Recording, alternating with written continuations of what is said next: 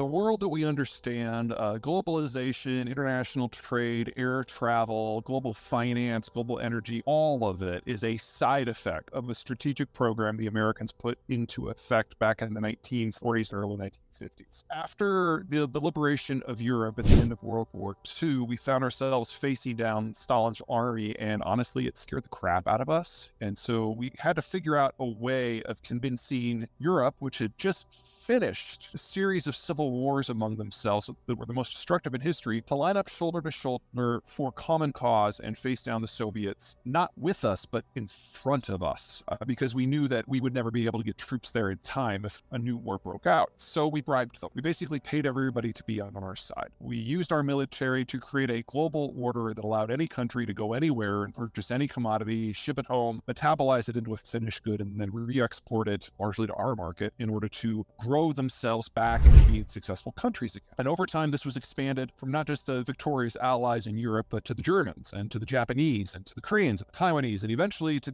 almost the entire world, including the developing world. That is what created the world that we know. What has now changed is that the United States has lost interest. Ever since 1992, at the end of the Soviet period, the strategic rationale for our involvement has steadily dropped, and we have lacked the political leadership on either side of the aisle to come up with a replacement grand strategy. And so we've just been on autopilot for 30 years, and Donald Trump is the president who is kind of ushering in the end. Now, if we had had a President Hillary Clinton, we'd probably be doing the same thing. We'd just be a little bit more organized about it. We'd probably be using the State Department more and Twitter less, but it would get us to the same location.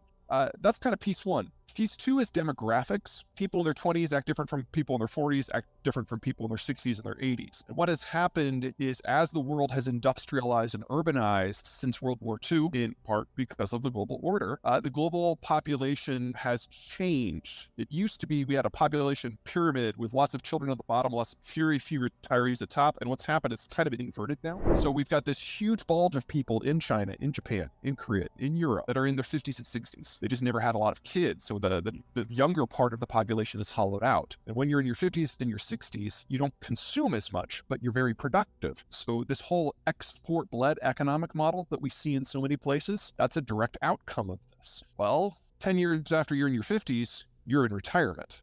And in this decade, pretty much every significant country except for two age into mass retirement, which means that this global economic structure that is based upon the export of goods and the consumption of goods elsewhere, that was going to end anyway this decade. The two countries of significance that don't have this population structure are France and the United States. And that is not enough to maintain a global order, specifically since the Americans don't care anymore. So for economic reasons and for strategic reasons, this was all going to end in the next few years anyway. And what coronavirus has done is speed it up. I'm glad that the book didn't come out any later than it did. It came out the week that the United States was starting to realize that this might be a real thing. But we're looking at all these countries that are export-led. If they were smart, they were starting to explore how they could change their economic and political systems to work in a world without America, in a world without trade, in a world without global energy or global finance, in a world without mass consumption.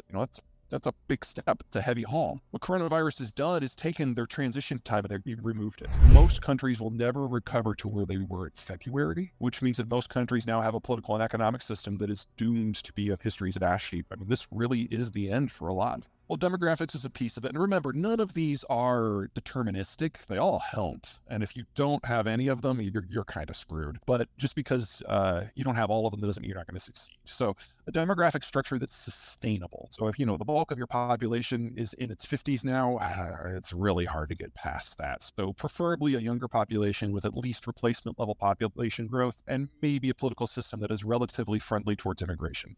That's one.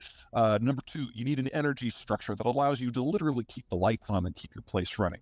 If you don't have the ability to generate your energy locally, whether it's from something like the shale revolution or a good solar quotient, at least have a neighbor that you're on good terms with that you can bring in energy. Third, you got to be able to feed your people, or again, like with energy, have a neighbor that can help you out with that. But most importantly, you've got to have good geographic barriers. between you and your neighbors. You've got to make sure that it's very difficult for other countries that might be hostile to reach you in the first place. But on the flip side, you've got to make sure the interior of your country is flat and open enough that you can actually integrate politically. Chechnya is not a successful country. The Russians are right on the border. It's a mountainous place. It's very clannish. Because of the mountains, they fight at each other. Think West Virginia. There aren't very many places in the world that have this kind of setup. Really, there's only 5. The U.S. is far and away the most powerful of all of them. In Europe, it's the French.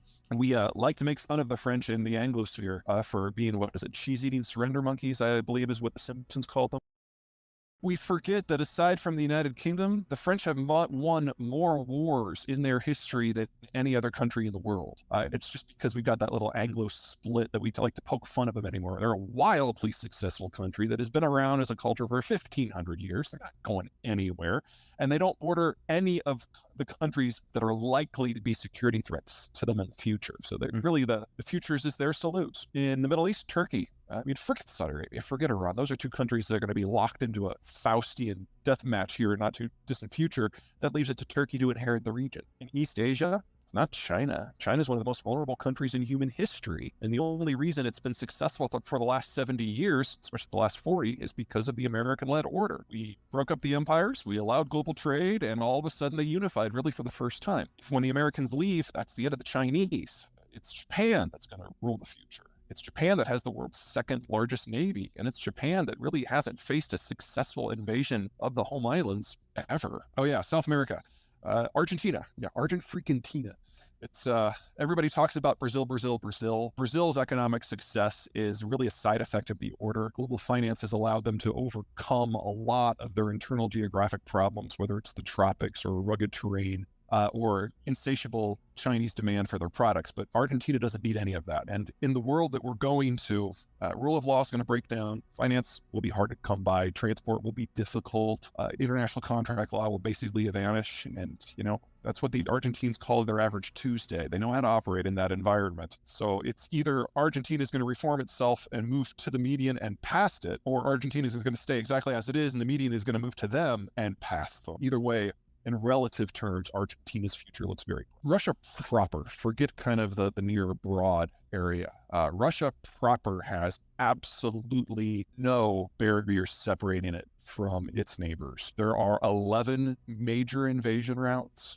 All of them have been used multiple times in their history. And the primary reason that the Russians are always so damn paranoid is because they're actually aware of their own history. It's not an unwise position. Now, we can all argue over whether or not the world has changed or whether or not a different policy at a different time would have generated a different result. Those are all legitimate conversations to have. But the bottom line is that Russia is one of the most insecure nations in human history. And in the roughly 800-year history of the Russian people, it's just been the story of invasion one after the other after the other. In addition, the climate patterns, not just the fact that it's a cold place, but the erratic nature of the jet stream as it goes over Russia means that they get floods and they get droughts. And there is no such thing as an average agricultural year, and that grinds on you. And simply ruling something like this, where the year in, year out challenges are so big from a security point of view and financial point of view and transport point of view and an agricultural point of view, it's no shock that this is not a land that is particularly fertile for democracy. So what do? You expand until you can build up a series of subject nations that are cannon fodder to fend off invasions until you eventually reach barriers like the Alma-Ata Mountains or the Carpathians that you can kind of hunker behind. And the reason that the Soviet Union was a superpower is because they were able to do that in the closing days of World War II. And they were able to actually form a hard shell in a way that the Russians had never experienced before. That was piece one. Piece two, ironically, was the global order. Because when the Americans broke up all the empires, that included all the empires that had traditionally gone to war with Russia, whether it was Japan or Britain or Germany or whatever else. So the Russians found themselves in the most secure environment they had ever been in their history. And with the exception of the Americans, everyone else was under lockdown strategically. The Americans didn't allow any of their allies to stir up trouble in Russia, because they didn't want to have a broad-scale conflict. That lasted until 1992, which of course is when the economic fallacies of the communist system eventually broke loose and crushed the entire system.